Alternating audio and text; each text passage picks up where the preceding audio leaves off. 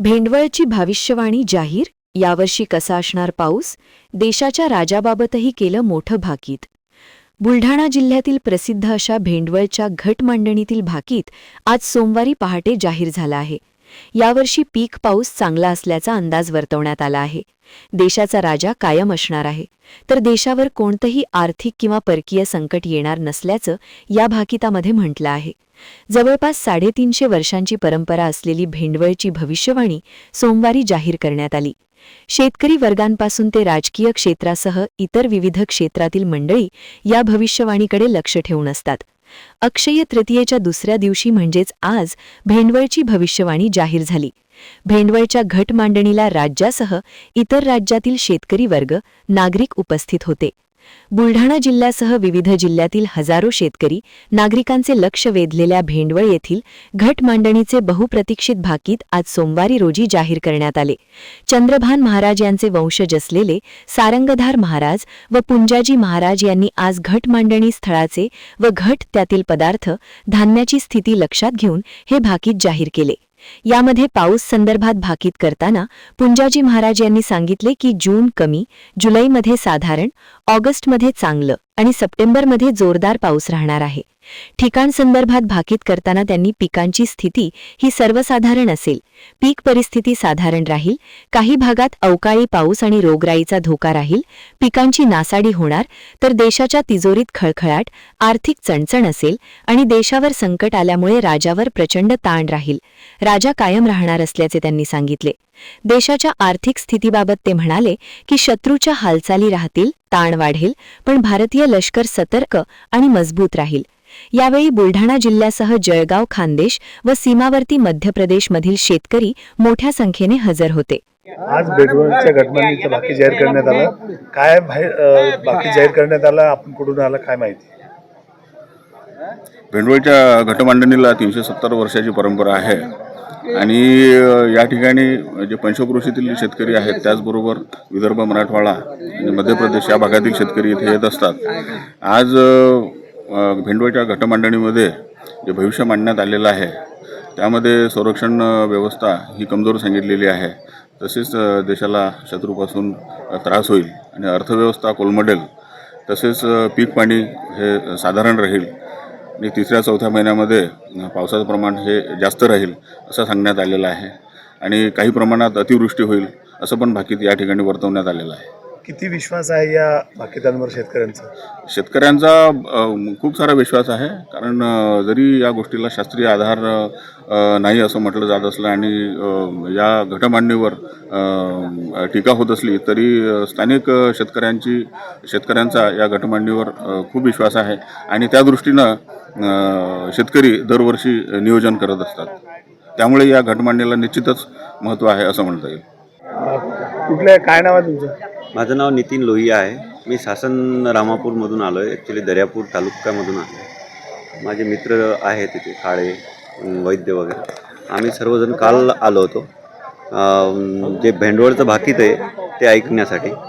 कालपासून इथं हजेरी मांडलेली आम्ही, कारण की कसं आहे, सकाळी लवकरात लवकर चालू होणार होतं तर आम्ही लांबवरून आलो त्यासाठी. हे भेंडवळचं भाकीत साधारणतः 350 वर्षापासून जे आहे यांचं, वाघ महाराज जे सांगतात ते 100% सत्य तर असतं आणि त्यानुसार कसं आहे, शेतकरी जे आपलं हे करतात, आम्ही जे त्याच्यानंतर 10 वर्षापासून आम्ही शेती करतो आहे, तर आम्ही यानुसारच हे करतो, नियोजन करतो. प्रत्येक गोष्टीचं नियोजन, पाण्याचं किंवा खतापाण्याचं जे आहे, बियाण्याचं, कुठलं बी पेरायचं किंवा कुठलं नाही पेरायचं हे आम्ही यानुसारच नियोजन करतो. आणि हे कसं आहे, हिंदू संस्कृतीला धरून जे आहे, ज्ञान आणि विज्ञानाचं ही तर माहिती सांगितली जाते, ते महत्त्वाचे आहे. यावर्षी पिकाची परिस्थिती हे साधारण राहील, पण बऱ्याचशा ठिकाणी नासाडी होईल. कारण 3रा आणि 4थ्या महिन्यात जो पाऊस जास्त दाखवला त्यामुळे नासाडी होईल. पहिल्या महिन्यात जो आहे तो सार्वत्रिक पेर होणार नाही, कमी अधिक पाऊस पडेल. 2ऱ्या महिन्यात मात्र पेर होईल, साधारण आहे तो, आणि अवकाळी पाऊस सुद्धा भरपूर आहे. त्यामुळे पीक परिस्थिती जी आहे ही साधारणतः राहील. त्याच्यात तुरीचं पीक, हरभऱ्याचं पीक, गव्हाचं पीक हे चांगले दाखवतात. कपाशीचं पीक पण चांगलं आहे. अजून जे दुसरे फारसं काही एवढं हे नाही, पुरी नसल्यामुळे थोडा जे महापूर होतील त्यामुळे नदीकाठच्या लोकांना महापुरामुळे असं पृथ्वीचं नुकसान होईल. देशाची आर्थिक परिस्थिती एकूण एवढी फारशी मजबूत राहणार नाही. संरक्षण ठीक राहील आपलं, पण तणावात राहील. जगामध्ये अनेक ठिकाणी युद्ध सुरू आहे, त्याचा परिणाम काही भारतावर होणार आहे? त्याचा परिणाम भारतावर फारसा होणार नाही. परिणाम जो होईल तो आर्थिक स्थितीवर होईल. युद्धाचा जो परिणाम आहे तो आर्थिक स्थितीवर येईल. म्हणजे एकीकडे आर्थिक स्थिती देशाची ढासळलेली दाखवते, त्यामुळे जो जगातील युद्धाचा परिणाम आहे हा झाल्याशिवाय राहणार नाही.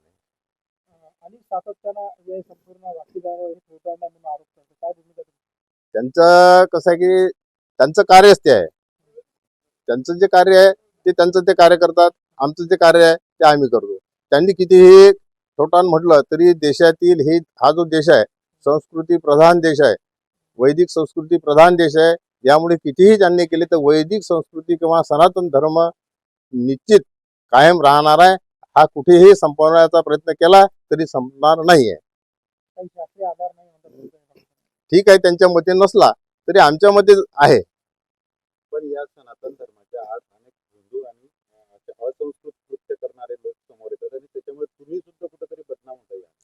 कसं आहे की आम्ही जे आहे कुठल्याही प्रकारची लुबाडणूक, कोणी सांगा की आम्ही 1 रुपया घेतला कोणाकडून, लुबाडणूक नाही होत नाही याच्यात. ज्या ठिकाणी लुबाडणूक होत नाही त्याच्यात त्यांनी तोंड खुपसण्यापेक्षा ज्या ठिकाणी लुबाडणूक होते, लोकांवर अत्याचार होतात, त्या ठिकाणी त्यांनी विशेष कार्य करावं असं आमचं मत आहे. तुमचं असं मत आहे का अंधश्रद्धा नाही म्हणून? अंधश्रद्धा असू शकते ना, आहे ना, अंधश्रद्धाही आहेत काही काही ठिकाणी. आमचं मत आहे अंधश्रद्धा आहे. आम्ही सुद्धा अंधश्रद्धेच्या विरोधात आहोत. आहेत अंधश्रद्धा बरेचसे आहेत, पण त्या ठिकाणी हे काहीच करत नाही. ते जे महाराज लोक आहेत, भोंदू लोक आहेत, ते लोकांना अंगात येते म्हणतात, काही मंत्र आहे म्हणतात, हे सर्व खोटं आहे. कुठल्याही प्रकारच्या मंत्रांना आमच्या शास्त्रात हे सांगितलं की मंत्रीची वैरी मरे तरी काय बांधावी कट्यारे, शुद्ध निषेध करेल आहे मंत्राचा सुद्धा. तुझ्या भाषेत त्याला शास्त्रीय आधार नसल्यामुळे शेतकऱ्यांची फसवणूक होते असा आरोप होतो. शेतकऱ्यांची फसवणूक होत नाही, कारण ज्यांची श्रद्धा असेल ते याच्याप्रमाणे पेरणी करतील आणि ज्यांची श्रद्धा नसेल त्यांनी करू नये. आणि श्रद्धा ज्यांची आहे त्यांनी किती हे केलं तरी फसवणूक कोणी शेतकऱ्यांना सांगा आम्हाला येऊन की बा आमची फसवणूक झाली तुमच्यामुळे.